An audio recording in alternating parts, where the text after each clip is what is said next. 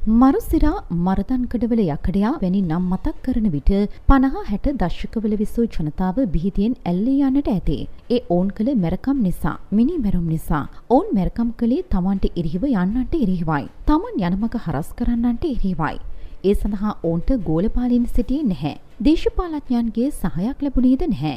දේශපාලඥයන්ට ඔවුන්ගෙන් කරගන්නට විශේෂ කාර්යභාරයක්ද තිබුණේ නැහැ. මේ මැරියෝ එක්ක සොරකම් කළා. නැත්නම් මිනි මැරුවා. ඇතැම් විට තරුණ තරුණියන්ට හෝ දියණියන්ට අතවර කළා.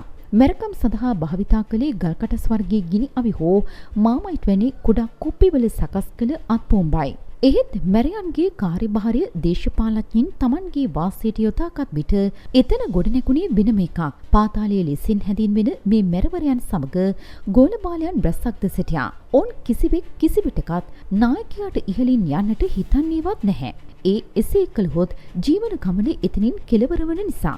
විශාල පිරිසක් සමග එක්ව පවත්වාගෙන යනු ලබන මෙම පාතාලයේ නඩත්තු කිරීමට පාතාල නායකයන්ට විශාල මුදලක් දැරීමට සිදුවනවා.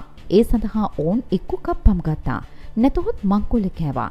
එසේත් නැත්නම් මාත්‍රාවේ ජාවාරම්වල නිරත වෙනවා. ඇතැම් විට මේ සියල්ලම හෝ ඉන් කිහිපයක් කරනවා. මේ ක්‍රමවලට මුදල් ඉපීමේදී ඔවුන්ට නීතියෙන් ගැලවී සිටීමට දේශපාලඥයන්ගේ සහාය ලැබෙන්නේ නම් මහත් රෝකුලක්. දේශපාලඥයන්ටද ඔවුන්ගෙන් කරගන්නට රාජකාරී බොහෝයි. පාතාලය බිහි කරන්නේම දේශපාලඥයන් විසින් යයි කියවුවහොත් එහි වරදක් නැහැ. මන්ද මෙරට පාතාල ලෝකයේ මුලින්ම නම ලියාපදිංචි කරනු ලැබූ වල්පිට කංකා නමලාගේ සුනිල් පෙරේරා නොහොත් ගෝනවල සුනිල් 70 දශකයේදී චණ්ඩියෙක් ලෙස ප්‍රසිද්ධියට පත් වී සිටියත් පාතාල නායකයෙක් ලෙස ප්‍රසිද්ධ වී සිටියේ නැහැ.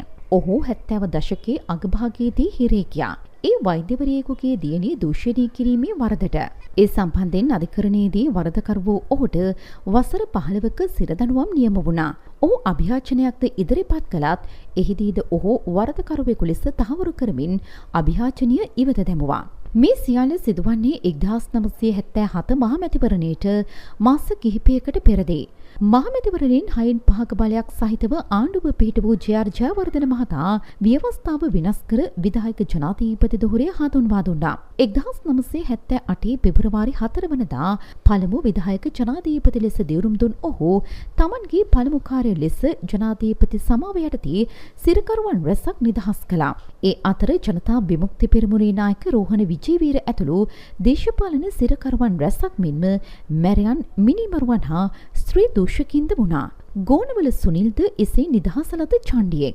සුනිල්ගේ පියා එක්සත් ජාතික පක්ෂයේ ප්‍රබල ක්‍රියාකාරකයෙක්. ඒ නිසා සුනිල්ලාගේ නිවස මැතිවරණ කාලයේදී නිතරම එක්සත් ජාතික පක්ෂයේ රැස්වීම් පැවැත්වෙන මධ්‍යස්ථානයක් බවට පත්වී තිබුණා. සුනිල්ගේ පවුලේ සියලු දෙනා එක්සත් ජාතික පක්ෂයේ ක්‍රියාකාරීන් බවට පත්වී සිටියා. ඔහුට සහෝදරින්ම 7 දෙනෙක් සිටියා. Piyadasa, Sam, Harold, Binson, Cyril, Shelton, Tudor ඒ 7 දෙනායි. සුනිල් සමග පිරිමින් 7 දෙනෙක් සිටින පවුලක් අත්හරින දේශපාලඥයා කවුද?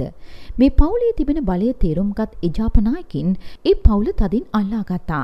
ඒ නිසා සුනිල් කැලණිය ගෝනවල ප්‍රදේශයේ ප්‍රාදේශීය නායකයෙක් බවට පත් වුණා. ඔහු නිදහස් කර ගැනීමට ජයවර්ධන ජනාධිපතිවරයා උත්සාහ කරන්නේ නිකම්ම නොවන බව ඒ අනුව පැහැදිලි.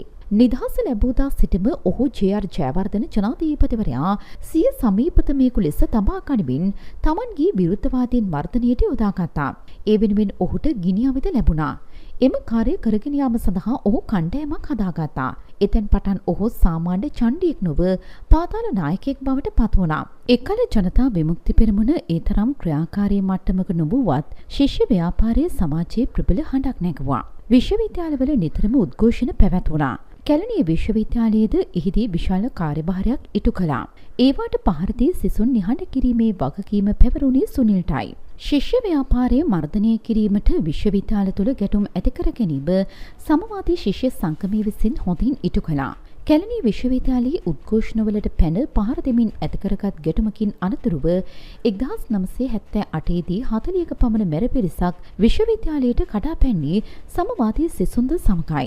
එහිදී ආණ්ඩුවට එරෙහි සිසුන්ට පහර දුන්නා. අතපය කැඩුවා. ඇතමෙක් මාරාන්තික තුවාල ලැබුවා. ඒ අතර එම ගැටුමේදී එක්තක් කල්ලි ක්‍රියාකාරිකෙක් ඝාතනය වුණා. ජනාධිපතිවරයා එම මරණය පිළිබඳ අවසන් කටයුතු ඉතා උත්කර්ෂවත්ව පැවැත්වීමට කටයුතු කළා.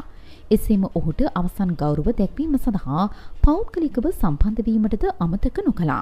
මෙමගින් ඔහු එම කණ්ඩායම දිරිමත් කළාසේම තමන් සමග හැප්පෙන අයට පිළිතුරු දෙන්නේ කෙසේද යන්න වචන වලින් නොකියා රටටම අවධාරණය කළා.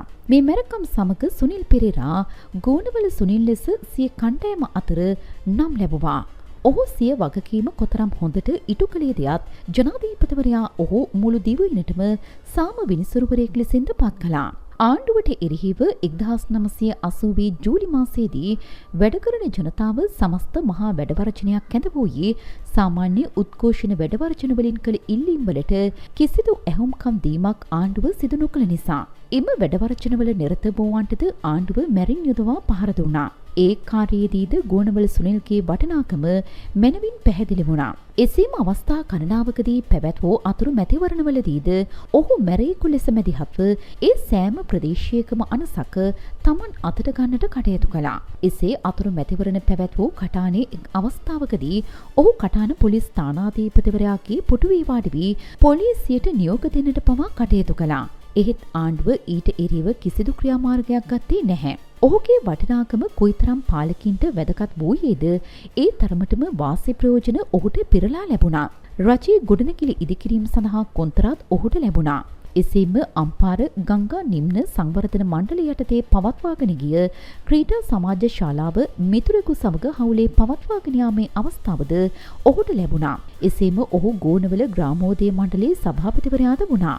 එපමණක්ද නොව ගමේ සාමය රකින්නට පත්කළ මේ සාම විනිසුරුවරයා සපුකස්කන්තේ සිට කොළුන්නාව දක්වා තෙල් ගෙන යන නලින් තෙල් සොරකම් කළා. එය කිසිසේත්ම සාමයට බාධාවක් වුණේ නැහැ. ඒ මන්දයත් ආණ්ඩුවේ වගකිවයුත්තන් ඒ දෙස අන්තින්සේ බලා සිටි නිසායි. ඔහුට එරෙහිව කිසිදු නීතිමය ක්‍රියාමාර්ගයක් ගත්තේ නැති නිසා කලබල වීමට කාටවත් කාරණාවක් වුණේ නැහැ. සුනිල් හැමවිටම එක්සත් ජාතික පක්ෂ ආණ්ඩුවේ ප්‍රබලීන් විදේශගතව සිට ආපසු ලංකාවට පැමිණෙන විට ඔවුන් පිළිගැනීම සඳහා කටුනායක ගුවන්තොටුපළට යාමට පුරුද්දක් කරගෙන සිටියා. ගෝනවල සුනිල්ගේ වැඩ පෙන්වන්නට ලැබුණු හොඳම අවස්ථාව වුණේ 1983 වසරයි. 1982දී ජනාධිපතිවරණයේ පැවැත් වූ ජයවර්ධන මහතා සිය ජනප්‍රියත්වය අඩු වී ඇති බව වටහා ගත්තා. ඒ නිසා ඔහු මහමැතිවරණයේ පැවැත්වීම කල් දැමුවා. ඒ වෙනුවට ජනමත විචාරණයක් පැවැත්වුවා. එහිදී මහමැතිවරණයක් අවශ්‍ය බවට ඉදිරිපත් කළ කලකිටිය වෙනුවෙන් පිණී සිටි ශ්‍රී ලංකා නිදහස් පක්ෂය, ජනතා විමුක්ති පෙරමුණ හා වෙනත් වාමාංශික පක්ෂයි. එහි ප්‍රබලම හඬ නැගුවේ ජනතා විමුක්ති පෙරමුණයි. ඒ වන විට සිරිමාවෝ බණ්ඩාරනායක මහත්මියගේ ප්‍රජා අයිතිය අහෝසි කර තිබූ නිසාද ඇගේ මැදිහත් වීමේ අඩුවක් දකින්නට ලැබුණා. ඒ නිසා ජයවර්ධන මහතාගේ ප්‍රබල ප්‍රහාරයට ලකුණේ ජනතා විමුක්ති පෙරමුණයි. ඔවුන් පවත්වන රැස්වීම් කඩාකප්පල් කිරීමට සුනිල් සිය කණ්ඩායම මෙහෙවනු ලැබුවා. විශේෂයෙන්ම කැලණියේ ජවිපිට තහනම් භූමියක් බවට පත් වුණා. මේ මෙරවැරකම් පවත්වාගෙන යාමට ඔහුට ගිනි අවි රථවාහන පමණක් නොව අමතර මුදල්ද අවශ්‍ය තරමට ලැබුණා. එම කටයුතුවලදී මොන වරදක් සිදු වුවත් ඒවාට නීතිමය මගින් කටයුතු කිරීම වළක්වා පොලිසියට අහක බලාගෙන සිටීමේ බලපෑම කරන්නටද සුනිල් සමත් වුණා. ඒ ආණ්ඩුවේ බලය ඔහුට ඕනෑවටත් වඩා ලැබී තිබූ හේයින් කෙසේ නමුත් 1983 දී පැවති ජනමත විචාරණයෙන් ජයගත් ආණ්ඩුව මහමැතිවරණය කල් දැම්මා. එම ජනමත විචාරණය දූෂිත බවට ජනතා විමුක්ති පෙරමුණ ඇතුළු සුළු පක්ෂ කිහිපයක් අධිකරණයට ගියා. එහි තීන්දුව ප්‍රකාශයට පත්වීමට නියමිතව තිබුණේ අගෝස්තු මාසයේදී. ලංකා ඉතිහාසයට කළු පැල්ලමක් එක්කල කළු ජූලිය ආණ්ඩුවේම ආශිර්වාදයෙන් ක්‍රියාත්මක වුණේ අධිකරණ තීන්දුව ලැබීමට මාසයකට පමණ පෙරදී 1983 වසරේ ජූලි 23 වනදායි. කළු ජූලියේදී සිදු වූයේ කුමක්ද යන්න මුළු රටම දන්නා කාරණයක්. එහිදී වැලිකඩ හිරගෙදරටද පහර දීමක් සිදු වුණා.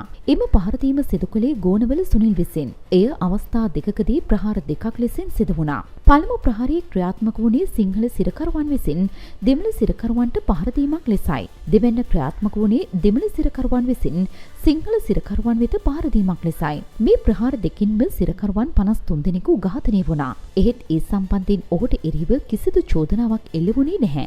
ඒ වෙනුවට ඔහුට නිරන්තරයෙන්ම ලැබුණේ ප්‍රශංසා හා වරප්‍රසාද පමණයි. මෙවැනි කටයුතුවල නිරත වූ ගෝනවල සුනිල් අවසානයේදී මරු වෙළඳ කන්නේ අවිකත්වෝ අවියෙන්ම නැසිතී යන කියමන සනාථ කරමින් ඒ 1988 වසරේ ජූලි 25 වනදායි. සුනිල් සමග ඔහුගේ බිරිඳද වෙඩිවැදීමෙන් මිය යනවා. නිවසට පැමිණි පිරිසක් මෙම වෙඩි ප්‍රහාරය එල්ල කර තිබුණා. ගෝනවල සුනිල් හා ඔහුගේ බිරිය ඝාතනයට ලක්වන විට ඔවුන්ගේ දියණිය වූ කමිලා 9 හැවිරිදි වී පසු වුණා. ඔවුන්ගේ පුත්‍රයා වූ ධනුෂ්ක පස්මස් වී ඇති බිලිඳෙක්.